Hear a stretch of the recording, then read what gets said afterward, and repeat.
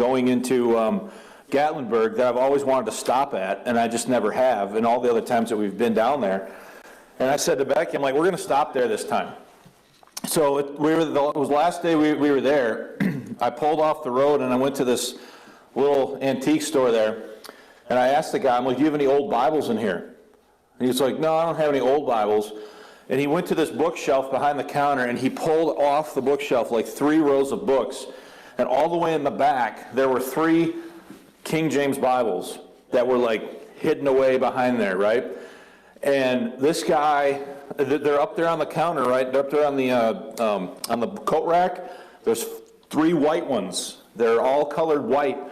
This guy basically insisted that I not leave his store until I took these Bibles off his hands. So he gave them to me. I'm like, well, okay, I'll take them. Maybe I can give them to somebody or whatever. But like, it's just a weird. So, you know, we're in the middle of talking about all this history where people wanted the Bible more than anything else, right, in their language. And now the Bible is so prevalent and everywhere, and nobody pays attention to it. And they don't listen to it, they don't pay attention to it, and that story that I just shared with you is just sort of yet another sort of anecdotal evidence of that. But let's get started with the introduction. Last week in Lesson 125, we began looking at the 1557. Sometimes I wonder if I'm a little bit dyslexic. How many of you have ever noticed that when it comes to numbers, I often flip them when I read them out loud? Have any of you noticed that? You have noticed that, huh? I got a lot of problems, okay. But I do that, right? So we're talking about the 1557 Geneva New Testament. So we started looking at that last week in Lesson 125. In doing so, we covered the following topics. So we looked at some further thoughts on the reign of Bloody Mary. We looked at the religious makeup of the Genevan exiles. We discussed possible translators for who's responsible for the 1557 Geneva New Testament. Many believe that it was William Whittingham was the one who was primarily responsible. Remember, we talked about those I statements in the address to the reader. Then we talked about the prefatory information and features. So under that category, I'm just going to scroll up here. We looked at the title page, and we compared the title page to other title pages. And I see this is lagging now and not updating. So let me just try to refresh that and see if that does anything. It's probably not going to. All right, so there goes that part of what I wanted to do. But anyway, so we talked about the title page, and we compared the title page for the 1557 Geneva New Testament to other title pages in King James Bibles, or not King James Bibles, previous editions of English Bibles, specifically the Great Bible. We talked about Calvin's introduction, that introduction written by John Calvin that was translated into English from a previous French Bible that showed up in the 1557 Geneva New Testament, and then we looked at the address to the reader. And then we talked about other things related to the text. We talked about the font. We talked about the verse numbers, how this is the first Bible to put verse numbers in, and we discussed that. And then we also talked about the italics, that this is the first English Bible to use italics in the English text when identifying that an English word was not necessarily corresponding with a specific Greek word, and to identify English words that are added to the text to complete the thought in English. The Geneva Bible, the Geneva New Testament is the first one to do that. And then we also looked at the book and the chapter headings. So that's kind of what we were looking at last time. So today in Lesson 126, I want to assess the biblical texts or readings found in the 1557 Geneva New Testament, and we would do so by comparing it with both William Tyndale and King James.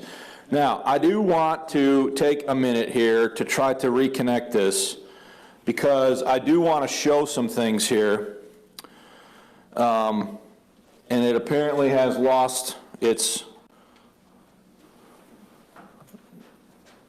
connection. So I am going to reset this, so I apologize, but I want to be able to show some things on the screen for the benefit of people who are watching at home. Somebody needs to remind me when this is done that I need to bring in the equipment to make a wired connection so that this doesn't happen. I have the right connector here, but I need a long enough HDMI cable to be able to plug into the TV. I have one at home, I just don't remember to bring it. You know how it is on Sunday morning, right? You're scrambling around trying to figure out, did I remember everything? And then, of course, you inevitably forget something, right? At least that's what happens for me. So let's put this back up here and try to go from there. So let's look at the first point then, assessing the text. So among historians, there is some disagreement as to which previous English Bible served as the base text for the 1557 Geneva New Testament. Regarding the matter, Dr. Daniel states the following in the Bible in English, its history and influence. He says, quote, "The New Testament text, though aware of Coverdale's work on the Great Bible, goes back behind that to follow Tyndale in 1534. Usually thought to be a version printed in London by Richard Jugg in 1548. Influential for the first time was Theodore Beza's Latin New Testament, published in Geneva the year before in 1556. So what this is saying is that this particular observer of the situation, Dr. David Daniel, he believes that the 1557 Geneva New Testament is fundamentally a revision of William Tyndale's New Testament from 1534, and that served as the base text, okay? Blackford Condit states the following in the History of the English Bible from 1882. He says, quote, "While the translation of 1557 is based upon the New Testament version of Tyndale as contained in the Matthew's Bible, 1537, yet it is independent and has probably greater claims to originality than any preceding English Bible." So what he's saying there is that he's saying it slightly differently. He's saying that it's Tyndale through the Matthew's Bible of 1537. And then he's saying that there are more original independent readings found in the Geneva New Testament than there were in previous English Bibles. So let's just make sure we understand what that's saying, okay? The first guy to put a Bible into print in English was Tyndale, right? We've seen how Coverdale did his own based upon Latin and German and other things, but then we saw how in 1537, the Matthew's Bible moved forward all of Tyndale's translations, and then for the places that Tyndale was not available, it basically just gave Coverdale, right? And then we've seen how in 1539, the Great Bible was a revision of this Bible from 1537. So what Condit is saying is that the Geneva New Testament is based on Tyndale, but there are more things in it that are original that are not necessarily reliant on Tyndale. So let's go to page 2. Meanwhile, J.I. Mombert states it somewhat differently in his 1883 work, English Versions of the Bible. He says, quote, "The Geneva New Testament of 1557 is Tyndale's version collated with the Great Bible, which in the New Testament is likewise based on that version and a strong leaning on Beza, with the result of a substantial agreement with Tyndale as less frequent distance from him, an agreement with the Great Bible, and an occasional difference from both, an agreement on Beza." So anyway, what all these guys are talking about is what is forming the base text of this New Testament from 1557. There's no way around that it's William Tyndale, and then to what degree it's other people is debatable. So let's look at my point here. While it is interesting to consider different perspectives on this matter, in the end it doesn't matter. Okay? In my estimation, in the end it doesn't matter. Here's why. The bottom line is that the 1557 Geneva New Testament is fundamentally Tyndalian, meaning it doesn't matter if it came through Tyndale, the Matthew's Bible, or the Great Bible. All of those are fundamentally the work of who? Tyndale. So it doesn't really matter from that standpoint, in my opinion, okay? Whether the base text was the Matthew's Bible of 1537 or the Great Bible of 1539 is of no ultimate consequence, since both of these editions were Tyndalian as well. Once again, we cannot overstate the influence of William Tyndale. His work looms large over all of these pre-1611 English Bibles, as it does with the King James itself. So it's interesting to read what Daniel and Mombert and Condit and these guys say about this. It's interesting as sort of an academic understanding of what's going on, but in the end, it doesn't really matter in my estimation, because all of them are fundamentally the work of who? Tyndale, okay? So, next point, as I stated last week in lesson 125, I have not been able to locate a PDF of a 1557 Geneva New Testament. Therefore, my access to the text has been through Samuel Bagster's 1841 work, the English Hexapla, which presents the 1557 New Testament in its entirety in parallel columns, along with Wycliffe, Tyndale, Cranmer, which is the Great Bible, and Reams, and the Authorized Version. Now, I want to show you what I'm talking about here. So again, the wonders of the internet allow you access to things. So this document, this is my PDF copy of this document from 1841. This is the English Hexapla by this guy named Bagster. He put this together. So this includes Wycliffe, Tyndale, Cranmer, Geneva, the Reams New Testament, and then the Authorized Version. And it's in parallel columns. So I'm just going to scroll down here quickly and show you what this looks like, so that you can get a sense of what I'm talking about. So unfortunately, there's a lot of extra material here, so let's just go down to where so here we have the text, all right? So up here on this page, you have the Greek, and then underneath it, you have in parallel columns, you have Wycliffe from 1380, you have Tyndale from 1534, and then you have the Great Bible, the Cranmer Bible from 1539, okay?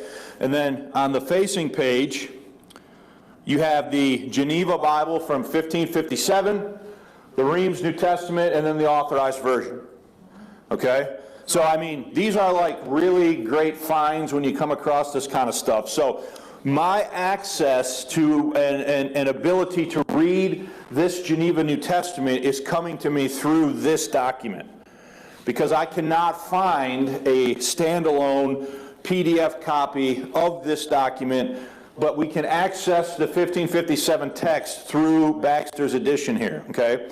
So, again, I know not everyone like me wants to spend time looking at these things, but when you get into something like this and you compare readings in this kind of way easily, it's extremely fascinating to observe what's going on, okay? We don't have time to look at all that. I just wanted to show you where I'm getting this access to this text from, okay? So let's look at the next point on page 2, middle of the page. There is disagreement over the wisdom of Bagster's choice to include the Geneva text from 1557 instead of the one from 1560 in his English Hexapla. Mombert states the following regarding the matter, quote, "Before giving a few extracts from this first Genevan New Testament of 1557, I cannot but deplore the mistaken judgment of the reproduction of the text of that edition in Bagster's Hexapla in lieu of that of 1560.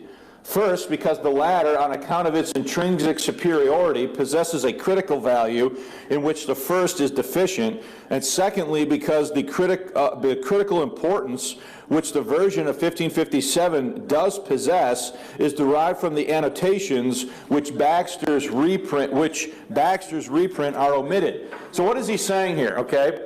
What Mombert is saying here is the guy who put this together should not have used this 1557 New Testament. He should have used the complete Geneva Bible from 1560, because that represents the Genevan tradition, if you will, in its most complete form. Is everybody following that? And second, he's saying any value that was here in this 1557 from a critical standpoint is lost because he doesn't have the marginal notes, and those things are taken out of here. All he's giving you is the text. So that's one opinion of this, okay? Let me just say to you, for me to find this and be able to read it, I was thrilled to death regardless of what Mombert said, because I could actually read it for myself. Look at the next point. So according to Mombert, Baxter should have used the 1557 text instead of the 1557 text in his work. In Mombert's view, only the marginal, should say notations, we need to change that to notations, only the marginal notations of the 1557 text are of, quote, critical importance, and they do not appear on Baxter's Hexapla. I think that should say in Baxter's Hexapla. Professor Daniel offers a much different perspective. He says, quote, Baxter's choice of this text, referring to the 1557, over the New Testament from the complete 1560 Geneva, that should say Bible, has been regarded as odd, but his decision was sound. For so much that was later standard, not only in the King James, for example, first appeared in 1557. So what's he saying? He's saying there are King James readings that show up in the King James Bible that first appeared in English in this 1557 New Testament. So Daniel thinks that Baxter made the right decision by including this one over the other one. So you have some scholarly disagreement there about it. So let me just tell you again from my point of view. I have in my library, I brought it in last week, a 1560 Geneva New Testament. If it weren't for this document and this edition from Baxter here, I wouldn't have access to this, the text of 1557, so I'm kind of happy that he did it this way. Is everybody following this? So while I understand Mombert's point, I side with Daniel in this discussion. My interests lie in trying to ascertain when a given English reading first appeared in the English Bible. Baxter's use of the 1557 grants us access to this text, which might otherwise have been hidden from view. So everybody clear on why I'm saying that? The following, so I'm going to switch this back over to the notes, if I can get it to cooperate. And we need page 3. Okay. The following examples were selected to give us a flavor of how the Genevan text compares with the text of William Tyndale and the King James Bible. Adopting a standard format for doing this was a bit tricky since each used a slightly different methodology. So let's change that, Sylvia, since each author used a slightly different methodology. The first grouping of examples are taken from the works of Dr. David Daniel and Blackford Condit.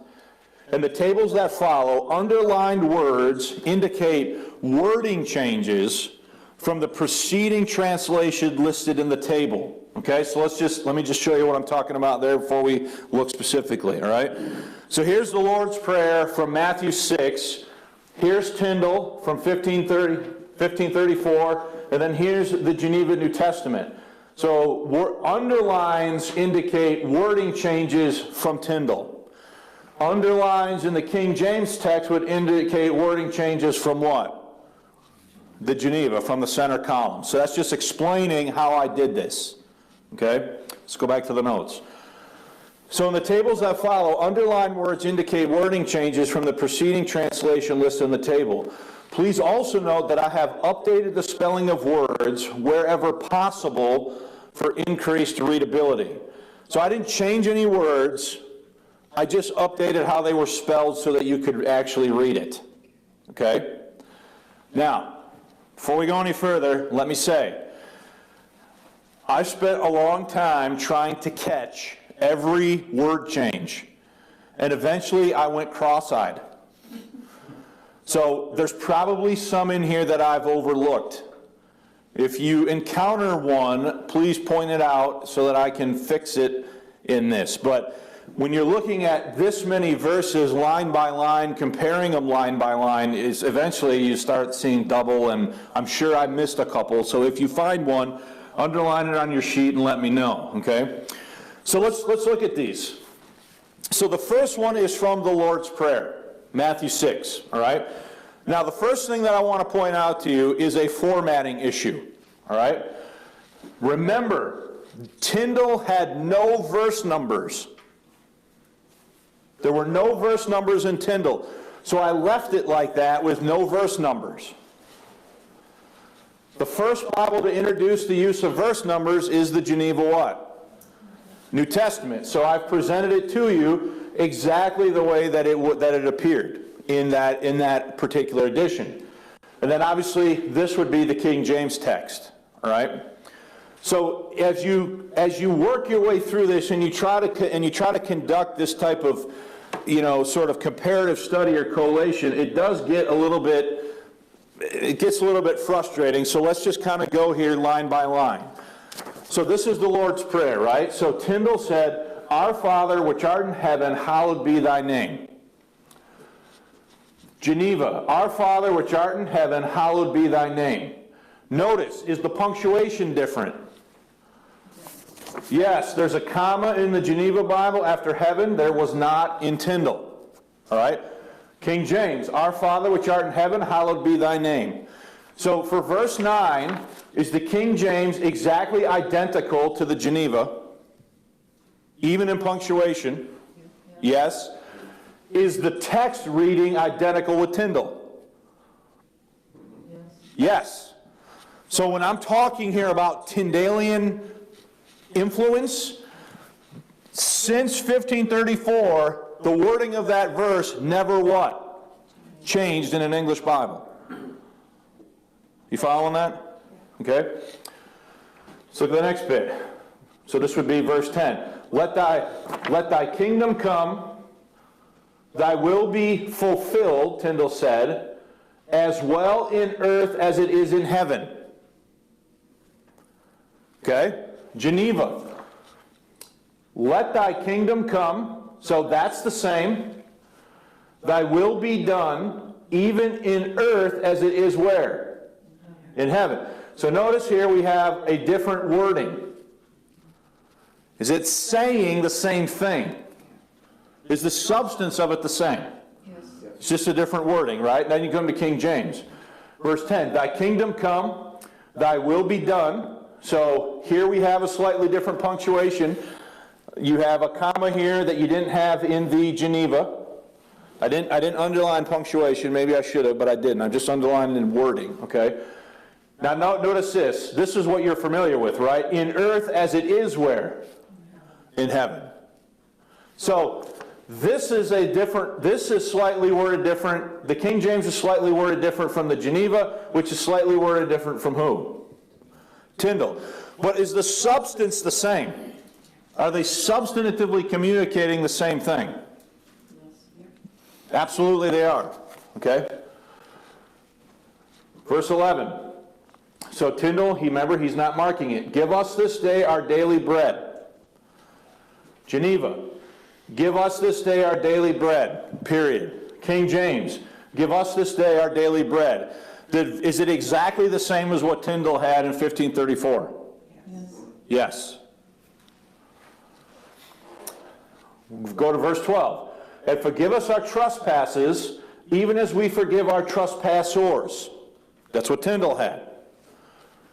Geneva. And forgive us our debts. So trespasses now is what? Debts. Even as we forgive our debtors. So that's the only change, and this comma here. Okay? Is everybody tracking with me here? That's the kind of tedious work you got to do to understand this stuff. All right? And maybe some of you are like, boy, I wish you'd just move along. But I want you to see. I've been trying to build and make an argument here now for a very long number of weeks about how the King James is fundamentally what? Tyndale. Okay? Now go to the King James. Verse 12, and forgive us our debts as we forgive our debtors. Is the King James reading in verse 12 exactly identical to the Geneva New Testament in that verse? Yes. Tyndale, Geneva, and King James, are they substantively saying the same thing? Yep. Let's go to verse 13, which starts, so Tyndale had, and lead us not into temptation, but deliver us from evil. For thine is the kingdom, and the power, and the glory, forever. Amen. Geneva. Of course, it decides to bug out on me right when I want to read it. Forgive, Geneva, and lead us not into temptation, but deliver us from evil, for thine is the kingdom and the power and the glory forever. Amen. Is it exactly identical to Tyndall? King James, and lead us not into temptation, but deliver us from evil, for thine is the kingdom and the power and the glory forever. Amen. That verse, verse 13, so verse 9, verse 11, verse 13, never changed, going all the way back to Tyndall from 1534. Is everybody following that? Okay, so let's just, anybody have any questions or comments about that, or anything stand out to you when you actually take time to look at this stuff? I have kind of a question. My grandma always prayed trespasses and trespassers, and she would have learned in the very early 1900s. Do you think that's tradition passed down to her? Well, do you know, did she grow up reading a King James Bible or like the Revised Version or something else? I don't know what they had in there like that. Yeah, I don't know either. I mean, I've heard people even say swap out debts for trespasses. I've heard people pray it that way. So that could be tradition. That could be related to maybe the way the Common Book of Prayer had it. There could be a number of explanations for why somebody would have memorized it that way. Any other thoughts or observations here? Do you see how important Tyndall was? Yes. So when I say to you that the King James Bible was 83% Tyndall, that's not a made-up thing. It is 83% what? But think about it. Yes, this is 83% Tyndall, but is this 83% Tyndall too? Yeah, because this is coming from who? Tyndall. Is everybody following that? Let's go to the next one, at Luke 15. Luke 15. So again, I just want to point out, no verse numbers in Tyndall. Geneva, I included the verse numbers. Here I added a space. I added a space here just so that these verses would line up nicely for you to make the comparison. Okay? So let's start here. Verse 8. Tyndall said, either what woman want, having 10 groats, if she lose one, doth not light a candle and sweep the house and seek diligently till she find it. All right? Now, here we go now to the Geneva. Either what woman having 10 pieces of what? Silver. So 10 groats is changed to what? So groats, what do you suppose you'd find out if you looked up the word groats? It's a silver coin. It's a silver coin, it's a piece of money, right? So here the Geneva says 10 pieces of silver. Other than that, is the verse the same? Yep. Let's go to verse 9. And when she hath found it, she called her lovers and her neighbors, saying, rejoice with me, for I have found the groat which I had lost. Now, when we read this about she called her lovers, you think something very different with that word in the 21st century than that word meant here. Here, in the middle of the 16th century, that was another word for what? Friends. Now if we talk about a woman having multiple lovers, we're talking about something nefarious and, that kind of thing, right? But not so here. But notice, so let's look at the Geneva New Testament. And when she hath found it, she calleth her friends and her neighbors. So lovers is switched to what? Friends. And her neighbors, saying, rejoice with me, for I have found the piece which I have lost. So there's a change there from groat to what? Piece. So I forgot to do this, so let's do this for 9 and 10. Let's go to King James. Either what woman hath 10 pieces of silver, if she lose one piece? So the word piece is here, it's not in the Geneva. Doth not light a candle and sweep the house and seek diligently till she find it. Verse 9, and when she hath found it, she calleth her friends and her neighbors. They add the word what? Together, saying, rejoice with me, for I have found the piece which I have lost. So a couple things I want to point out there. Again, is there any substantive difference in meaning between Tyndale, the Geneva New Testament, and the King James Bible? No substantive difference in meaning, right? But we see the development of the text over time, and again, is what we end up with in the King James and the Geneva still fundamentally Tyndalian? Let's look at the last verse in this example, verse 10. So Tyndale said, "Likewise I say unto you, joy is made in the presence of the angels of God when one sinner that repenteth." Geneva, "Likewise I say to you, joy is made in the presence of..." Now I did do this. I'm pointing out here that they started capitalizing words like angels. Tyndale didn't have that what? Capsule. That wasn't capitalized there, okay?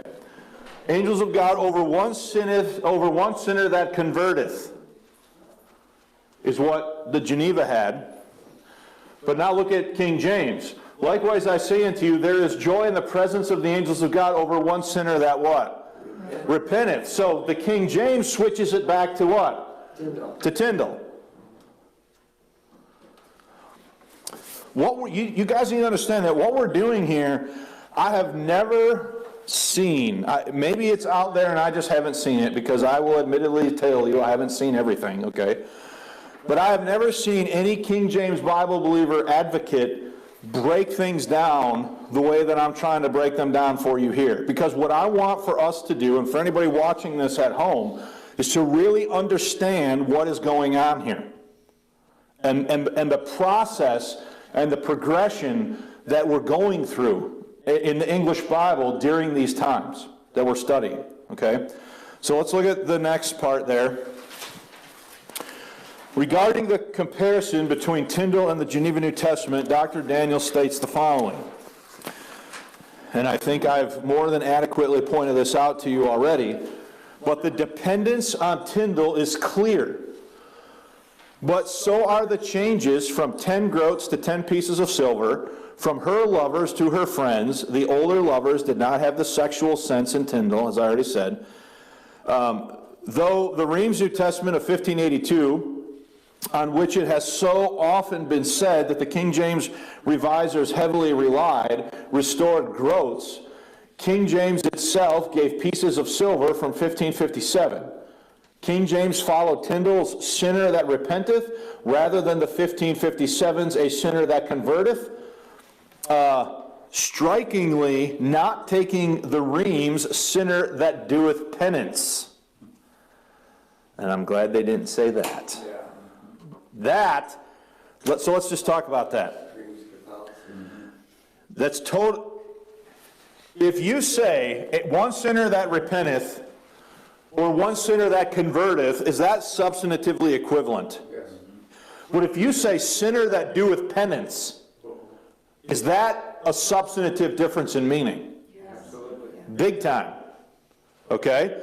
So again, people that are watching this and listening to this, what I'm saying is there latitude in the English Bible for different ways of saying the same thing? Yes. What I am still against adamantly is the idea of a substantive difference in what? In meaning. You can say one sinner that repenteth, or you can say one sinner that converteth, 6 of one, half a dozen of another, but you can't say one sinner that doeth penance. Because that's now a whole different what? That's a whole different thing. All right? So before we move on, any questions or comments about any of that?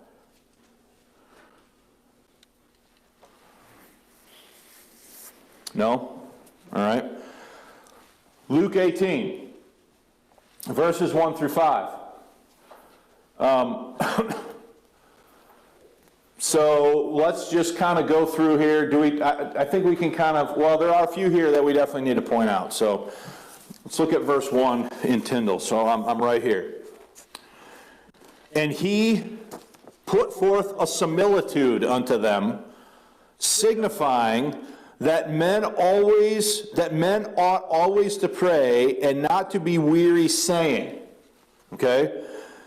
There was a certain judge in a city. So I already went too far. The verse ends with saying, I believe.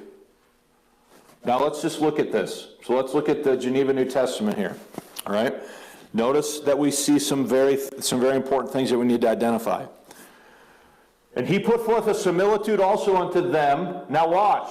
To this end is in what? Italics. Tyndale had, and he put forth this similitude unto them, and he didn't have what? To this end. So here we see for the first time in an English Bible, I'm not saying this is the first occurrence of this, because I'm sure it's not. We're in Luke here. I'm sure there were more before this. When I say the first time in an English Bible, I mean the first time an English Bible did this. You see the use of the italics and how the italics helps explain and helps understand in English what the text is saying in Greek. You following that? Okay? That they ought always to pray and not wax faint. Where Tyndale had, ought always to pray and not to be weary, saying. So there's a few differences here. The biggest one, though, is the use of this what? Italics. So let's go to the King James for verse 1. And he spake. So these said put forth. And the King James uses the word what? Spake. And he spake a what? Parable. Whereas the Geneva New Testament and Tyndale both had what? Similitude. Well, what is a parable? It's a similitude, right? It's a story designed to teach a lesson or what have you, right? So here we see parable in the King James where Tyndale had similitude as did the Geneva Bible. Okay? And then we also have, Tyndale had men. That's dropped out in the Geneva and added back in for the King James. You see, Tyndale says that men ought, or the King James says that men ought always to pray and not faint, signifying that men ought always to pray and not be weary, saying. So Tyndale had men. They took it out in the Geneva and they put it back in where? In the King James. All right? Let's go to verse 2. Saying. So verse 2 starts with saying. You see, again, I just want to point something out here. You see how the verse numbers help you understand what verse is being talked about? I mean, I know a lot of people don't like them, and I understand their arguments. I'm not saying I agree with them, but I understand what they're saying.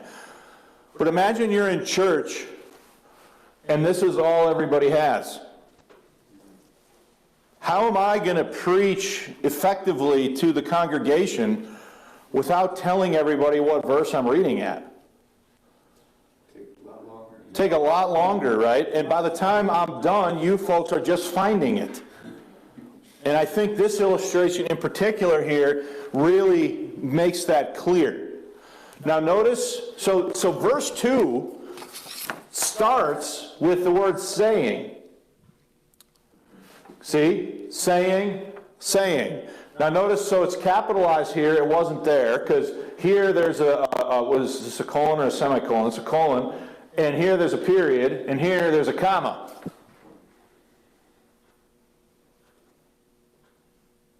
So you got a comma here at the end of verse 1, here you got a period at the end of verse 1, there you got a colon. So again, I kind of touched on this last week. I agree. One of the things that's happening throughout this period is not only is the language developing in terms of the words, but is English punctuation refining itself. And that continues after the King James. So let me say that differently. What I mean to say there is this. When the 1611 King James came out, the one that you guys read from is a 1769 copy edition. Did the punctuation change between 1611 and 1769. Yes. So we just have to understand these things because of the way punctuation rules. I mean, I'll tell you, one of the worst things about writing books is the stupid punctuation. You know, I put a comma and somebody comes along and says,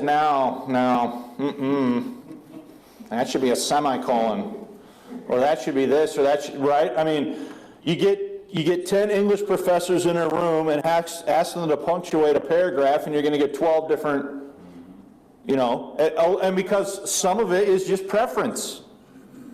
All right? But what I'm pointing out there is this.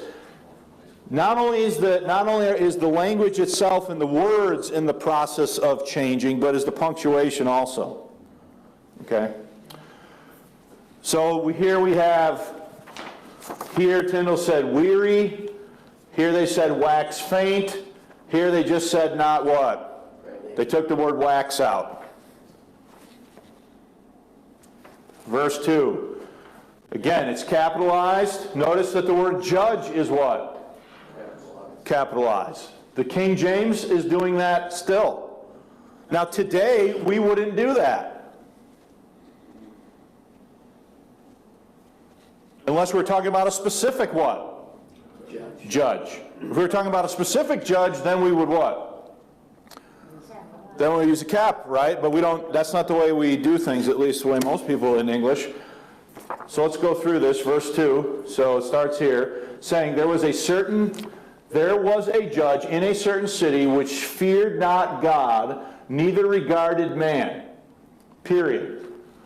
Verse 2 in Geneva, saying, there was a judge in a certain city which feared not God, neither what? So the change is from regarded to what? Reverenced. Okay, King James. Saying there was in a city a judge, so different word order. Took out certain, different word order. They took out the word certain, but are they still talking about a city? So there was in a city a judge which feared not God, neither regarded man. So again, we see the change from reverence back to what? Regarded. Verse 3. There was a certain widow in the same city which came unto him saying, avenge me of mine adversary. Geneva. And there was a certain widow in the same city which came unto him saying, do me justice against mine adversary. Here it was what? Avenge me of mine adversary. Here it was do me justice, right? Now look at King James. And there was a widow in that city, and she came unto him saying, avenge me of mine what? Adversary. So again, the King James, and notice how it's capitalized also, the King James is moving back to what? To Tyndall again. All right? Verse 4. And he would not for a while, but afterward he said unto himself, though I fear not God nor care for man. So I think I've already gone too far, haven't I? And he would not for a while, but afterward he said unto himself, though I fear not God nor care for man, yet because this widow troubleth me, I will avenge her, lest at the last she come and hag on me. Okay? So that's technically verses 4 and 5. But look at it again. And he would not for a what? Long time is now in what? Italics. Here it said, and he would not for a what? While. Okay? He would not for a long time. But afterward he said with himself, so he's having this conversation with himself, though I fear not God nor what? Reverence man. Here he said, but after he said to himself, though I fear not God nor care for who? Man. Yet, because this widow troubleth me, I will do her right, lest at the last she come and make me weary with her importunity. I don't know if that's much better than hag on me, but Okay? Verse 4, and he would not for a while. King James. Notice what's missing. Long. The italics. The King James opted not to use the italics, and they go back more in line with who? Tyndall. And he would not for a what? While. For a while. All right?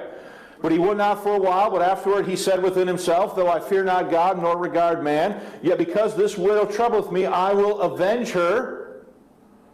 So different word here. Here it was do her what? Right. What did Tyndall have? Avenger. Avenge her. I will avenge her, lest by her continually coming she weary me. I like that a lot better than hag on me and make me weary with her importunity. Okay? So, I'm not going through this just to tax your patience. I hope you're getting and observing some really important things here about what's going on. So let's look at the quote underneath that on page 4. Dr. Daniel offers the following analysis of Luke 18, verses 1 through 5. That's what we just went through.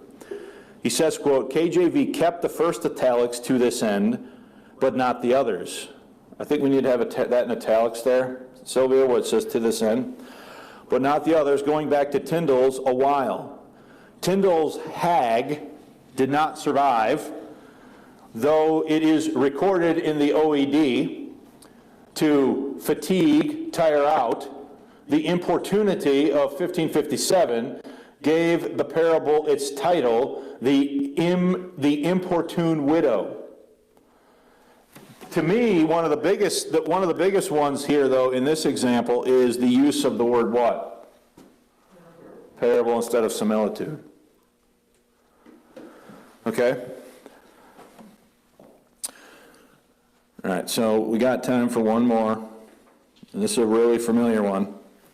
Let me just make sure. So let's end this lesson by looking at 1 Corinthians 13. All right? 1 Corinthians 13. So again, Tyndall's got no verse numbers. Though I speak with the tongues of men and of angels and have not love, I am become as sounding, I were even as, see I can't, I'm immediately defaulting back to this, but though I speak with the tongues of men and of angels, and yet had no love, I were even as sounding brass or as a tinkling cymbal. Geneva. Only change is the I am here. Did I miss one? Speak. Although, can you flag this for me to check that on the Geneva?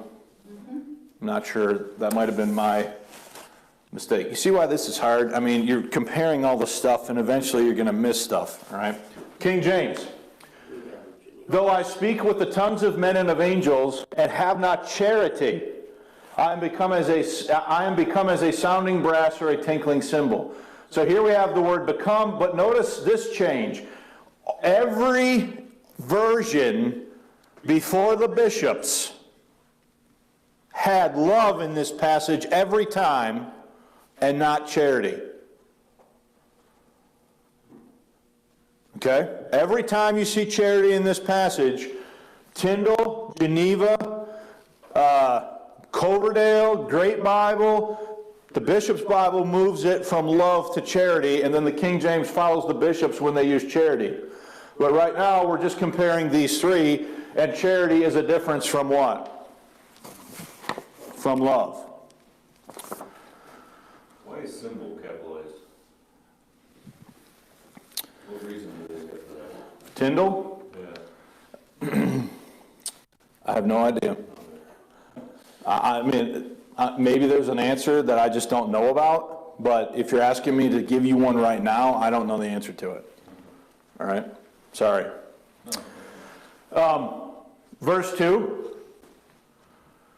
And though I could prophesy and understood all secrets and all knowledge, yea, if I had all faith so that I could move mountains out of their places, and yet had no love, I were nothing. That's what Tyndall had. Geneva, and though I could prophesy and understand all secrets and all knowledge, yea, if I had all faith so that I could move mountains out of their places, and yet had not love, I were what? It's basically identical to what Tyndall had. Now look at the King James in the far column. And though I have the gift of prophecy and understand all mysteries. So secrets is changed to what? Mysteries. And all knowledge, and though I have all faith so that I could remove mountains and have no charity, I am what? Nothing. So you can see there the types of changes that are being made. So this is really long. Let's just go to page 5. Let's just look at some of the more significant changes, just for the sake of time. You have a significant change in verse 5. Disdaineth not as unbeseeming in the Geneva. King James has, doth not behave itself unseemly. So obviously, which one is more fluent? The King James is definitely much more fluent. Now, and I'm going to make this point again. Can anybody point out to me where verse 5 starts in Tyndall? You got to look at it for 20 minutes just to figure out where verse 5 would what? Where it would start. All right? And I'm asking you because I can't, it's not readily apparent to me either, and I've looked at it for a whole week. All right? Look at verse 8.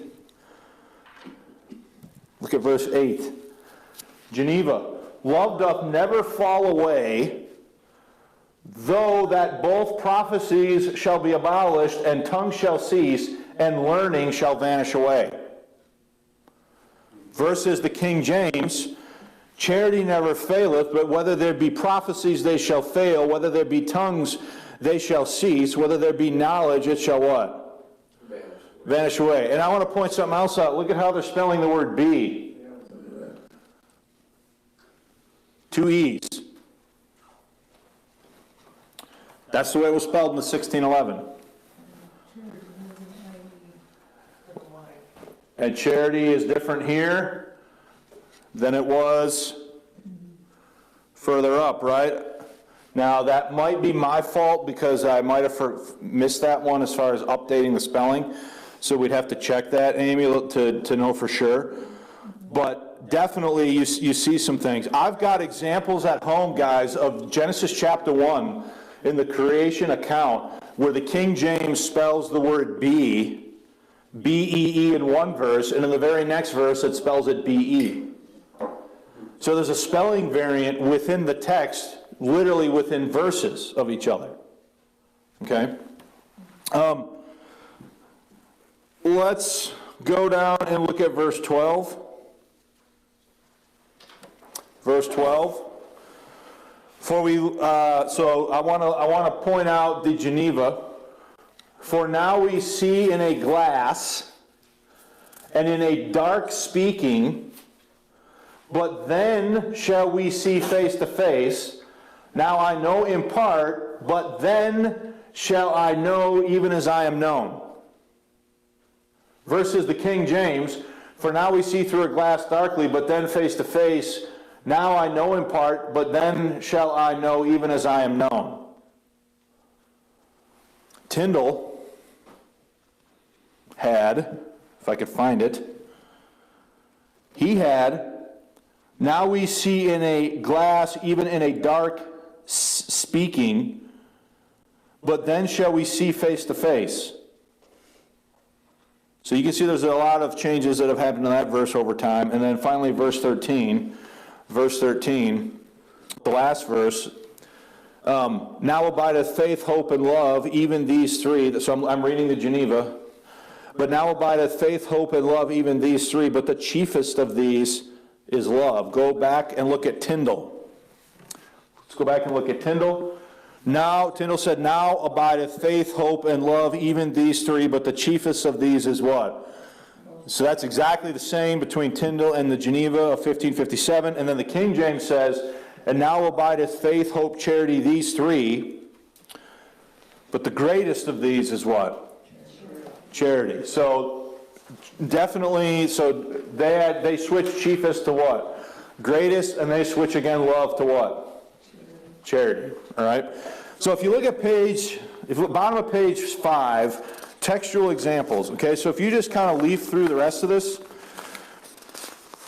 what we're going to do is we're going to stop at the bottom of page 5, and then next Sunday. And this is actually good timing for me because it's a holiday week and I didn't know how much time I was going to have to put a lesson together for next week. So if we stop here, then I already have a lesson done for next week. Okay, now listen, before we quit, I hope this isn't boring to you. Okay, I hope this isn't something that you're like, man, I wish you'd just get on with it. You need to see with your own eyes what is happening to the English Bible as we work our way through time. Okay? To me, this is all very enlightening and very fascinating, and I wish that more folks would take the time to look at these things that we're covering here. All right? Any questions or comments before we go? Did you say you were going to be talking about what the difference is between love and charity, on why they changed it? I already did that. Okay. In the Sunday morning service when we got to 1 Corinthians 13. Okay. I did 2 studies on it. I think I titled it something, Love or Charity, What's the Difference? Okay. Or something like that. If you want me to, I could send you those links. Well, I can find it then. But like this is, so did Tyndall get it wrong when he said love? No. Was he making a doctrinal error when he said love over charity? But you understand, there are a lot of King James Bible believers that will say, if it doesn't say charity, it's a mistake, and you need to get a different Bible. That's what I used to do with a friend of mine in the past. We were looking up those words. That's what we had that understanding of as well. But if you look up the word charity in the Oxford English Dictionary, guess what the first definition of charity is? Love. Tyndall had love, Coverdale had love, Matthews had love, the Great Bible had love, the Geneva Bible had love, all of them had love until you got to the bishops, which only in like 26 places switched it from love to charity. Every other time it kept it kept love. So yes, I talk about all of that in those 2 studies. And look, there are people that'll get mad at me for going back and looking at this kind of data in informing how I understand that. Because they think that God somehow divinely imparted the word charity to the translators in between 1604 and 1611. And go ahead, Blake. No, that was my old understanding, was that God was basically the same thing, was helping them pen the King James, as my old understanding of it. So if I'm an Acts 2 Baptist person, like Gail Ripplinger, like Peter Ruckman, like the vast majority of defenders of the King James have been, I have no problem saying stuff like that. But if I'm a mid-Acts Pauline dispensationalist who believes that Paul is my apostle, and I believe that revelation and inspiration ceased when the Word of God was complete, because of what I believe about the spiritual gifts, I cannot say now that between 1604 and 1611, God did some extra, special, divine work in English, because it's inconsistent with what I say I believe about these other things. And this apparently seems to be, a hard concept for some people to get. But I guess it is what it is in that regard. But we definitely have to quit. It's a good question. Remind me to send you those links, though. All right, we're going to resume next Sunday at the top of page 6.